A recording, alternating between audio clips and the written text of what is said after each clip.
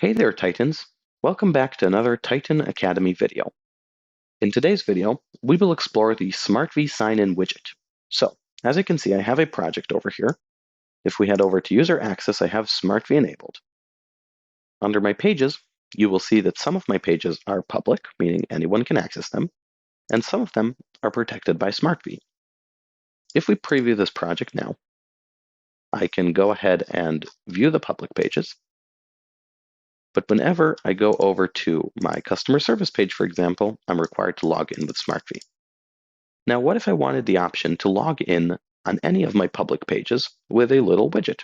Well, we can do that using the SmartV Sign-in widget.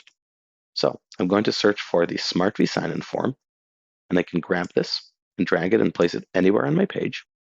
Let's just go ahead and make this strip a bit longer. We can place it right down here. Now, if I save and preview, from my public page, I can go ahead and log into SmartV, and you can see I am now signed in. So if we head over to customer service, I can now access this page. And that's how it's done.